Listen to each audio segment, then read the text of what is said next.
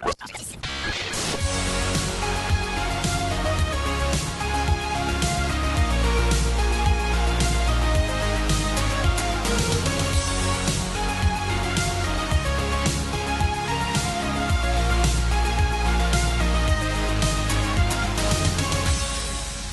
everyone, and welcome to the 7th episode of the Tuesday Night Podcast. I am your host, SBJ, and with me today on today's show, I have Sean.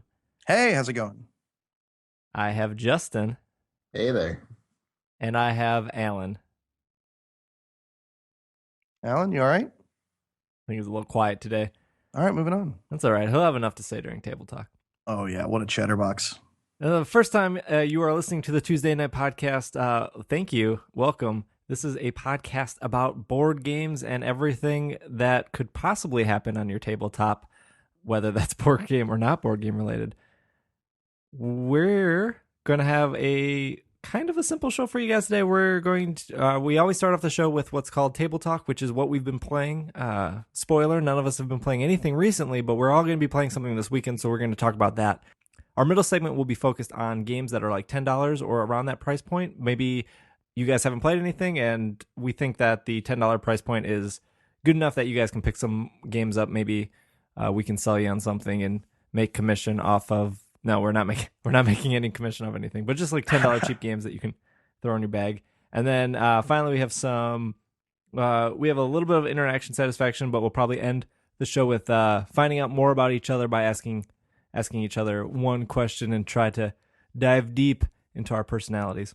So with that being said, let's jump right into some table talk. It's time for a table talk. And Justin, you prior to the show, you said you were playing some stuff this weekend. Do you want to talk about that?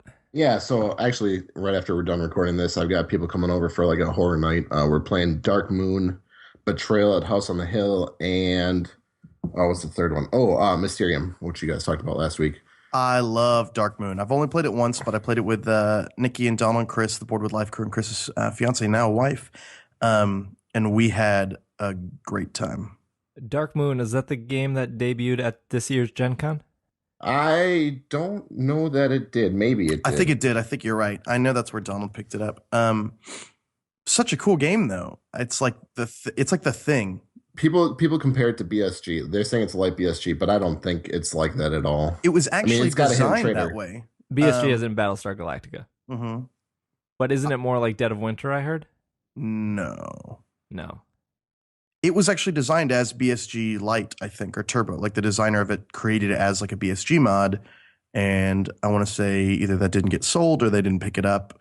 And eventually just got made into Dark Moon. I haven't played a lot of BSG, though, because I think the show is stupid. But I like Dark Moon a lot. I think it's fast. I think it's thematic. I think the graphic design is really cool and immersive. And I just saw The Thing for the first time ever, so I understood the board game more. The Dark Moon, Betrayal, and Mysterium. Yep. But so Betrayal is actually the one I want to talk about.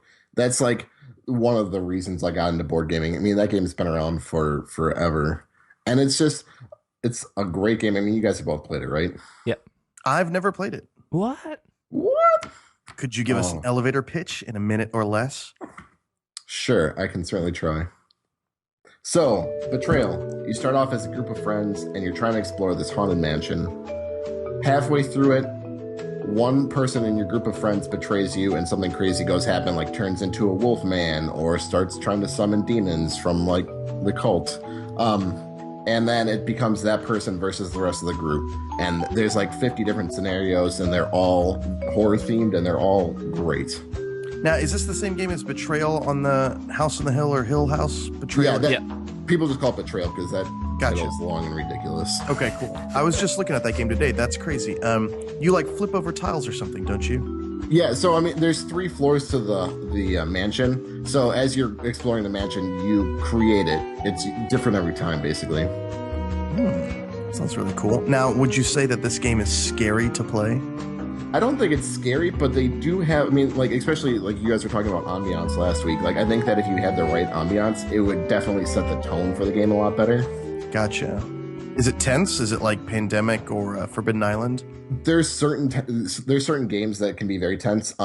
The biggest complaint people have with the game is that it's very lopsided because the mansion is different every time and you don't know what items people have. There's, so much going on that it's more about the story than it is the actual game. The game is fun, don't get me wrong. It's just that there's definitely some lopsidedness sometimes. Like there's this one where a person turns into a gelatinous cube and every turn they like start filling out more and more of the mansion. I feel like I'm living that one right now. Yeah, exactly. Sean, you are the gelatinous cube. I'm just taking over more and more rooms in my house slowly. But so I played it once where the gelatinous cube started off in the basement and everybody else was upstairs, so they were able to get away from it before like it was able to do anything. But it's still like interesting to see the game play out. Like there still could have been potential for them to win. So do you feel like it's more like an Arabian Nights type game, or yeah, you play it to be more social and just have a good time with it, basically. Yeah, gotcha. Okay, you have to have, in my experience, you have to have buy-in from the whole table to make it work.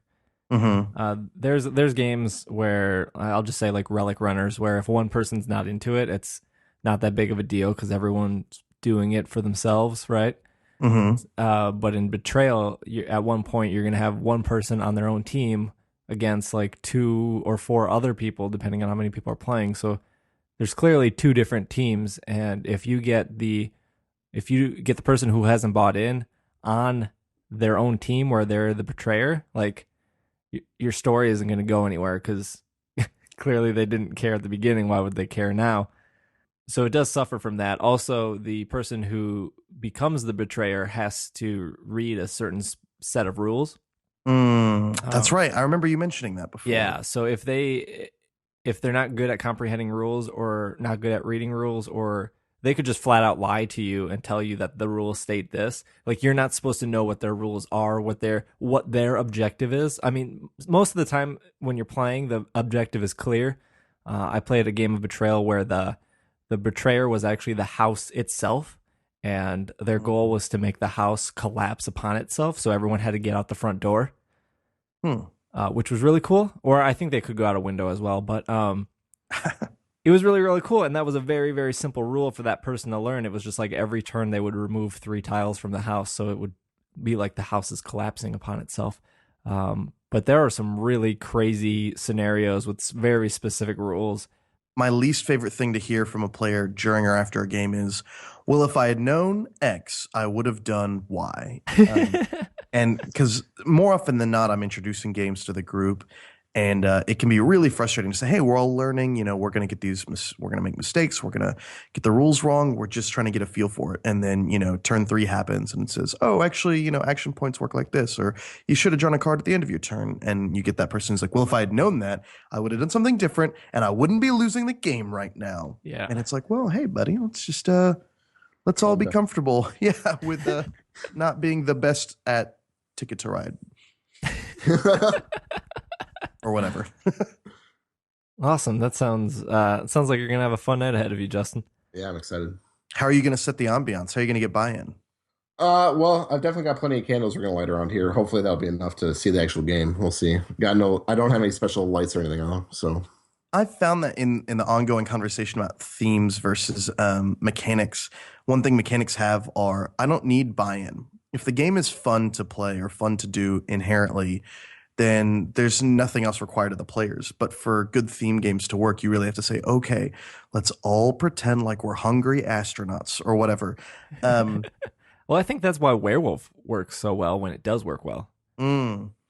Yeah, the buy-in, I feel like, is minimal. People are jumping in and immediately they act like, the villagers would act. They're just an angry mob, But I mean, at the same time, though, like it also takes a person just to, like let loose their perceived like perceptions of reality and just, go with it. It's just like playing an RPG, right? Like, yeah, you just need to let go and just accept what you're doing is different and just get involved in it. It's just a lot easier for me to convince a non-gamer to play a game if I say, "Hey, let's play poker. It's gonna be fun," or whatever, as opposed to saying like, "Hey, first off, pretend you're a wizard, and I promise the game will be fun once you get in that mindset." That's fair. Sean, you playing anything this weekend? What am I gonna play this weekend? I've got a ton of new games that I still haven't unwrapped from Gen Con. What I really want to get in front of my group is the Grizzled, which we talked about a lot there. And then I want to break open my copy of Xenoshift, which is another one of these co-op deck builders like the Marvel game. But this one's more difficult, and you're sort of playing the roles. It's like Assault on Precinct 13 or something like that, where aliens are just attacking you wave after wave after wave. And I liked it at Gen Con. I want to play it again because I feel like there's a tendency now with game designers to make games really hard. But the difficulty is not something you can strategize or build around. Now, I haven't played Xenoshift enough to know if that's true, but sometimes I get the impression like, man, we were just going to be screwed no matter what we did. There was no version of us that could have played this perfectly and won, which to me doesn't make it a difficult game. It just makes it, a relentless or, random game. Yeah, I tried it at Gen Con too, and that was the first thing I thought. Like, it's deck building, but it's also tower defense at the same time. That's And true. we couldn't do any. I mean, like, we only played the one round, and we felt that there was nothing we could have done to prevent damage to the tower. Like, it felt like no matter what we did, even if we played perfectly, there still would have been times when the guys would just gotten past us and started doing damage to the base. And maybe that's part of the selling point. Maybe that there's like a 10% chance of success at all, and you're mitigating everything to try and, action that 10%. But that's not really my style. The thing I'm hoping to play this weekend, I'm gonna try to get Mysterium to the table, just because my play group came to me with Gen Con, and I know they all really liked Mysterium. But I just got my copy of Pandemic Legacy in, and I know that's been like the hot topic on the board game subreddit and Everywhere, yeah. Twitter and everything, and everyone's doing reviews of it, and there are spoiler reviews and non-spoiler reviews. If you don't know what Pandemic Legacy is, it's like the sequel or like the second coming of Risk Legacy. And Risk Legacy was Risk, but with consequences that carried on throughout every game. So I made it a campaign. Yeah, it was a 15 game campaign. Yeah, 15. It could have ended earlier, but you want to play all 15 because every time you play those 15, you sticker up the board and do fun stuff with it. Right. So a legacy game means you're going to be like ripping up cards, writing on the board, putting down stickers, keeping track of who wins. And then the coolest part is like the box has hidden compartments. So if, one player has lost like 5 times in a row, you're going to like open up this pack of new cards and it's going to add to the game. Or if one player won like 6 games in a row, that game is going to change towards your win/loss condition. And Pandemic Legacy is just that, except Pandemic is a way better game than Risk is. So I mean, you're right, but I've just been playing Risk since I was a kid, so I don't even think about comparing it to other games. It's sort of like saying, Sushi Go's better than chess. It's like, I'm sure. I feel though that Risk Legacy actually did improve Risk in a lot of ways. Oh, I agree. Yeah, Risk Legacy is really awesome. It's the ideal way to play Risk, you guys would say? Yeah. I would buy Risk Legacy again in a heartbeat if I had a consistent play group. Which is the biggest problem with it, is you need a good group that you can play it 15 times. I mean, that's time consuming. We used to play Risk during debate, like in high school, because debate class was like my lunch period class. And we didn't do anything in that class anyway. And so we'd get into these epic, long Risk games and, friendship breakers, secret, my group has a bad history with Risk, to be honest. So yeah, I want to get Pandemic Legacy to the table. It can be a 4-player game. And I'm like teetering between just me and my girlfriend just playing 2 characters and just having it be us. Because we're both super into board games. So I know it can't get ruined by that. But at the same time, like you have a more open and a more uncontrollable, which could possibly be more fun of an experience with 4 different people. It's just, I'm so worried about that buy-in from those 2 other people. Right. It's a co-op game, right? Right, yeah. So everyone's working together to save the world. And just like Risk Legacy, I think there are 12 games because each game is, there are 24 games because there's 2 days in a month where you're going to be doing, I could be wrong, but I'm pretty sure I'm right. Where I think that there's 12 months, so there's 12 games. But if you fail the first time in a month, you can play it a second time. That month, Oh, a second okay, time. cool. Yeah, I tried not to look too much into the game because I don't want anything spoiled. But yeah, I heard that one of the spoilers is if you lose like 5 months in a row, something opens up in the box, and that's A the only way to hellmouth. open it up is by losing like 5 times in a row. That's pretty cool. That's Yeah. sort of like it's not like a catch up mechanic, but like for morale, it's like a catch up mechanic. It's like, oh, well, we're at least getting something from losing all the time. Right. And Risk Legacy did a good job of like if you lost, you got I think one extra missile a game and the winner did not get that extra missile, so it kind of tried to balance the Mm-hmm. overall war out. But yeah, I'm really excited to get that to the table and I kind of want to do it sooner than later since the hype is so like high right now Exactly. and I don't want to miss on that. But they did a cool thing at least from a consumer standpoint where they've made a red box and a blue box.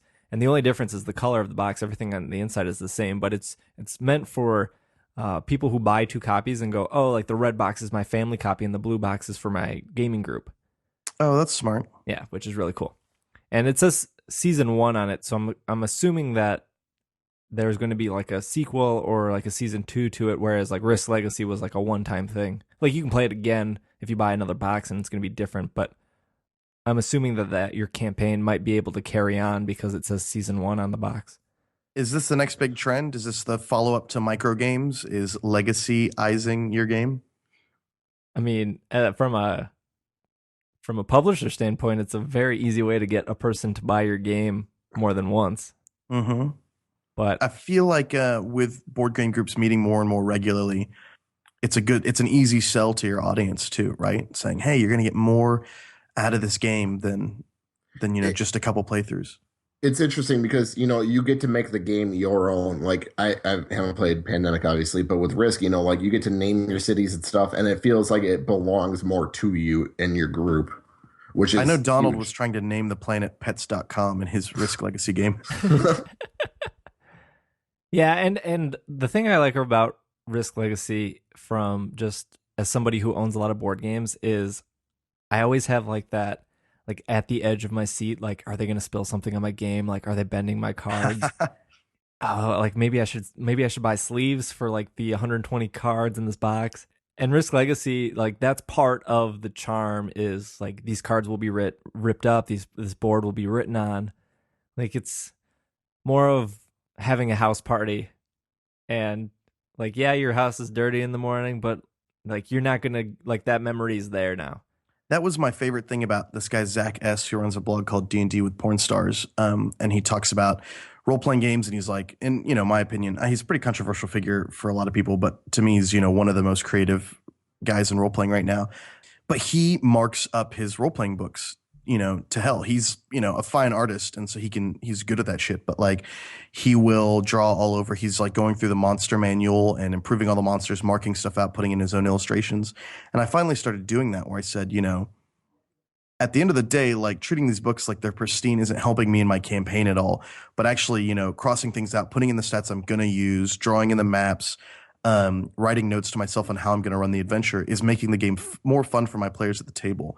And so it was kind of an eye-opening moment for me. Like I don't owe the books anything. The books owe me something. I should make these as easy to use as humanly possible. Does that make sense? Yeah. So it's Absolutely. kind of cool from like a board gaming standpoint that like these games are meant to be beat up and played and used. It's a very hard disconnect because you're spending, $50-$60 on a game, and then if somebody bends one of your cards, you're just like, oh, you like ruined the entire game, even though you could probably get one replacement card, or you could. I mean, like in the long run, it doesn't matter. How many how long will you play Pandemic Legacy if you play the whole thing? How many hours is that? I think they said every like game is about 30 minutes. So if you're doing just 12, was that 6 hours? 6 hours for I think I paid $50 for it. That's not bad.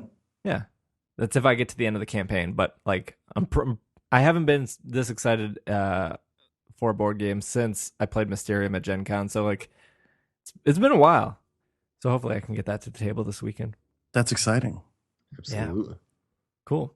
Well, let's move on to our middle topic of the show. We're going to talk about cheap, like $10, $15 games that we would recommend or maybe that we won't recommend something that you can throw in your bag or just have you on all times, or something that's a good start to your game night.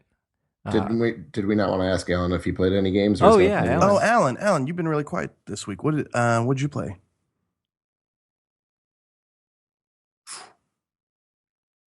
Really giving us a Nothing? silent treatment tonight, huh? I think he's mad at you, Sean. Well, I'm curious what I did other than was 2 years late on a Kickstarter. It's the little things. All right. Well, if you ever have anything to say, Alan, just pipe in.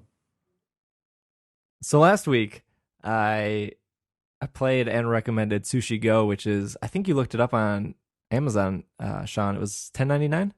Yeah. Yeah. So Sushi Go is like a must-have drafting game. But do you guys have any like games that you would recommend that would be like a no-brainer to pick up, especially for the price point? Farkle. Farkle? Have you guys ever played Farkle?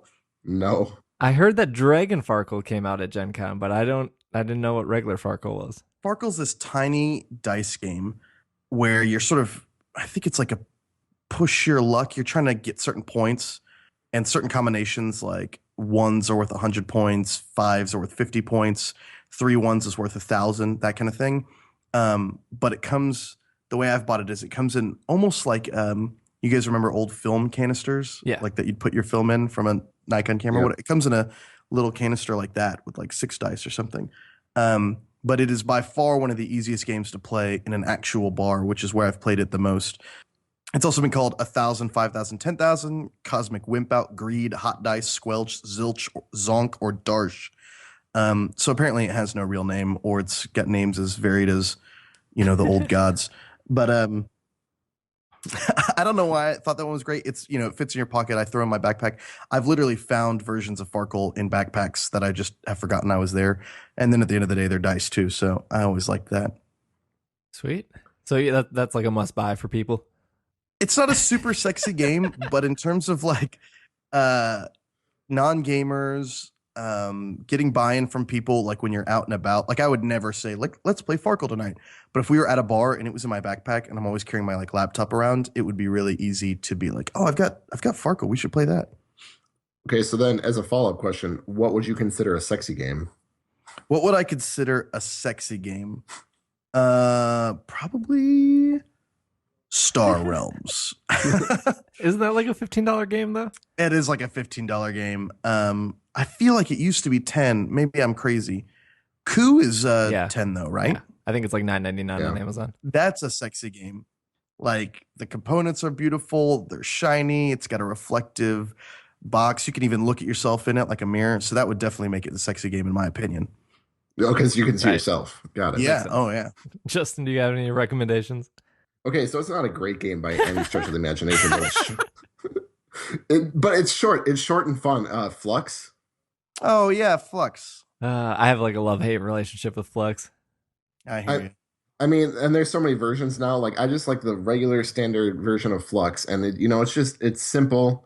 Yeah, it can get crazy and out of control with all the rules, but it's small and easy to carry around with you. I played that in college before this board game renaissance we're in right now. This was like, I don't know, 8 years ago, 10 years ago, whatever. And it was just one of those, like you'd find Flux at like a head shop or something. It was like somebody had a copy of this and we'd be like, where did you even get this? Board games are Clue and Monopoly, not Flux. But it's been around for such a long time, Yeah, Looney did a good job trying to do something different with card games. As I was Googling my research for this topic, since I cannot for the life of me think of $10 games off the top of my head, I came across Board with Life's review of I No was gonna bring Thanks up that No Donald Thanks. did, which I think is that's one of the funniest video reviews for a game I think I've ever seen. But yeah, what were you going to say about No Thanks? Yeah. You like it? It has it is so easy to teach No Thanks, and it has, I think, a lot of strategy for how simple a game it is, in my opinion. Absolutely. No Thanks is probably one of the games I have taught the most, as like we're gonna start the night off with No Thanks, and everyone's just loved it, and everyone gets super competitive during it, and it's just a really funny game. Like to watch people look at how many No Thanks chips are on a card and be like, I'll just take it. But yeah, it's a great game. I think it's like $12. It was out of print at one point, but I think it should be pretty easy to find. And for our listeners, if you don't know what No Thanks is, it's simply like a press your luck betting game. And the rule book's like a single business card long. It's super easy. I've gotten a ton of mileage out of Uno. Uno's like that game you can leave in the dashboard of your car, and it doesn't matter how beat up it is. Everyone knows how to play it, and you can, especially if you're drinking, pass a lot of time with a $7 deck of Uno. Man, Oh, I thought of another good one too, Noir, by Level 99 Games. By Level 99? Yeah, Yeah. Noir is I don't really know about good. it. What is Yeah. Noir? It's a two-player. There's a whole bunch of different games you can play with it, but there's 25 characters and you put them in a 5x5 grid. And in the main variant, one person's like the inspector and the other person's the killer. And the killer's just trying to evade being caught long enough, and the inspector's obviously trying to find the killer. It's So you know who you are, but you don't know who the other person is, and you start making guesses and moving the rows and columns around because you can only guess, I think, on people who are next to, adjacent to your character. And so you're sort of moving everyone around a lot, trying to not be found out, but at the same time find out who the other person is. I think it's Okay, a must but have that's for a sure. 2-player. There are other versions that have, I mean, like you can play different types of games with it. So I know there's like a 4-player Okay. variant and things like that. Level 99 is pretty big on variants, which is not like my favorite thing in the world, but Brad does a great job with it over there at making the variants, useful for like adding Sure. players and things like that. Cool. I think the defaults. I don't know if you guys like Love Letter or Lost Legacy. I love Lost Legacy. And I mean, I like Love Letter too. For some reason, I prefer Lost Legacy. Yeah. I think I like that investigation around at the end. Yeah, I think that makes it a little more exciting than just going, oh, all right, you won. All right, let's go again. I played it over at Alan's house for a couple hours this summer. Do you remember that, Alan?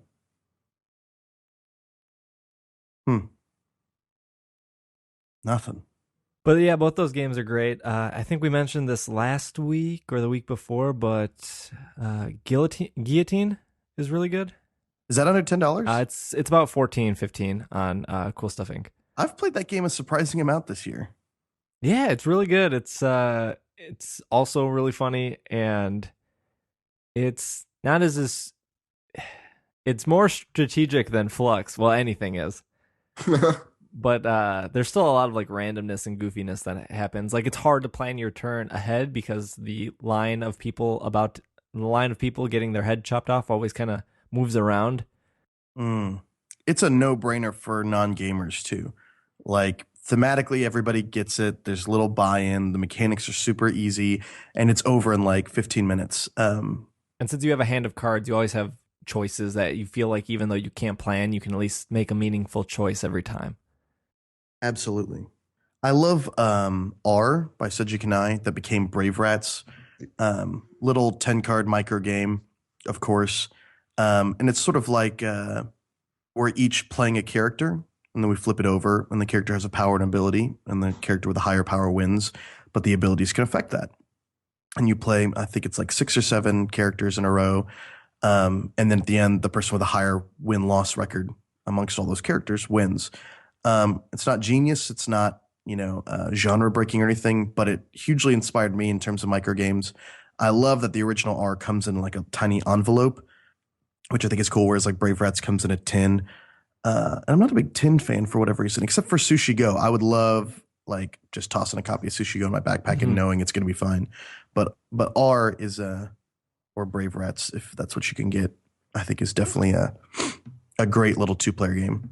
Isn't R the original version? That was the Japanese game, right? One of the That's Japanese correct. ones. Because they're all sort of set in the same world. I know there's RRR and like triple R, something like that. I'd love to get them all, but I haven't been able to. That's cool. A game I just thought of that is really good, and it's one of the first games I got that I bought on my own when I was getting into board gaming is Zombie Dice. Oh, yeah.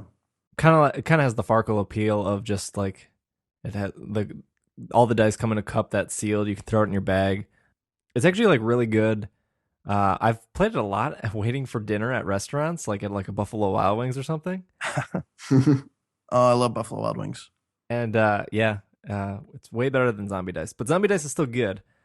It's Thursday. I might go get some Buffalo Wild I Wings. might take you up on that too. 65-cent boneless wings. Sorry, I don't know what's wrong. Alan, how do you feel about Buffalo Wild Wings? Alan, you don't eat meat, right? Are we sponsored by Buffalo Wild Wings? Is that what's going on Not here? yet. I'm hoping to draw a sponsorship out of them. We're already talking about your food. Why don't you just send us some wings, baby? But yeah, Zombie Dice and Buffalo Wild Wings, they go great together. Zombie Dice is also like a $9.99 game. Super, super easy to teach. Zombie Dice, it's like a 2-word way to get me to not buy a game. It's just like, it's a zombie game. It's a dice game. It's like, all right, cool. I have immediately removed myself from your customer base. There's other versions, right? Not just Zombie Dice. There's like Alien Dice, I feel like I've seen. I think Alien Dice is one of them. Yeah. Mhm. So there you go. If you don't like zombies, there's aliens, and I think like werewolves. I feel like Zombie Dice was ahead of the curve on zombies. I though. think you're right. I think Zombie Dice has been around for a long, long time. It's one of the original dice like- games. Head of the curve, Zombie Dice. Cool. Well, hopefully that gives our listeners some suggestions. Maybe they can pick something up this weekend or whatnot. If you guys have any suggestions, whether that's a cheap $10 games, your favorite games that you start parties with, everything we just talked about, if you have your own input, we would love to hear it. You can send us an email at podcast@tuesdaynightgames.com and let us know what your favorite $10 cheap game is that you like to start parties with, or that you just like to keep in your bag when there is some downtime. And we can talk about that next week.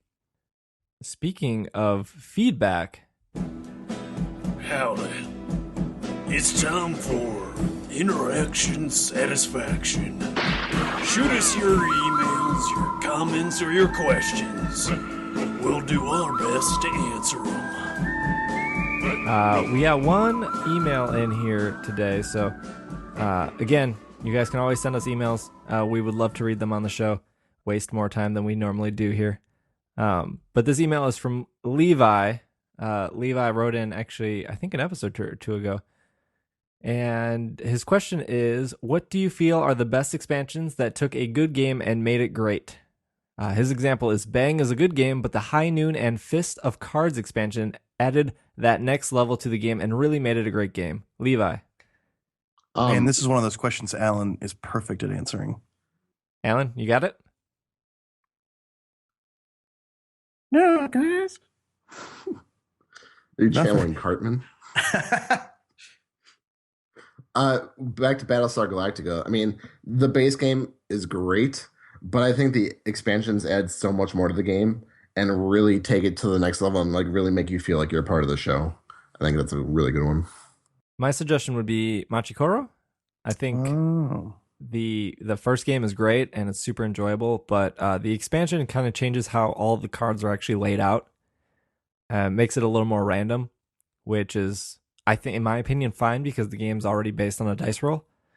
So I think the Machikoro suffered from you can do a 1 dice strategy and easily plow over, but the expansion lets it be more viable for a 2 dice strategy and can punish a 1 dice strategy person. And I'm a big fan of Machikoro, and the expansion did not disappoint for me. I think Magic the Gathering's expansions turned it from a good game into a great game.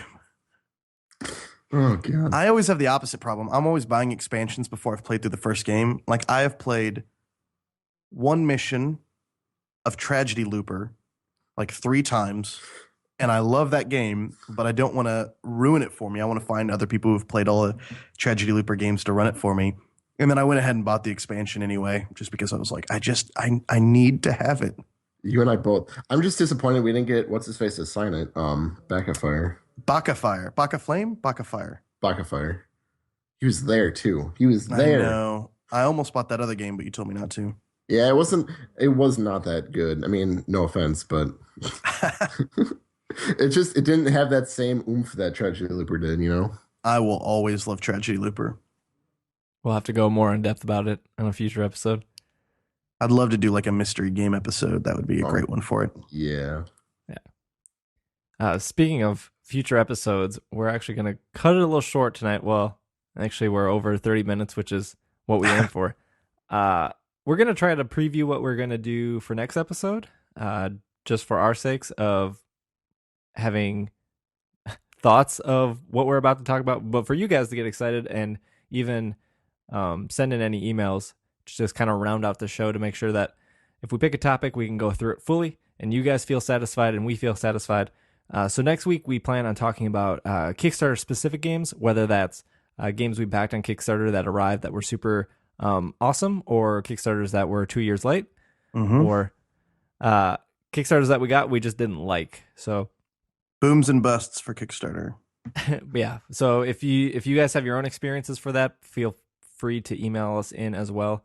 Yeah, I think that kind of wraps up our show for you guys today. Didn't get to fit in as much as we wanted to, but that's all right. There's always next time. Justin, where can our listeners find you? On Twitter at YOUGURT87. It's Yugurt87. Awesome. And Sean? I'm at Sean McCoy, SeanMccoy. Awesome. And I am at Dragging a Lake on Twitter. And on the next episode of the Tuesday Night Podcast, we will also pick our winner for a free copy of Two Rooms and a Boom. And you did that by leaving us a review in iTunes. So we'll pick a winner then, and that'll be really cool. I think until next time, we are finished. Good show, Alan.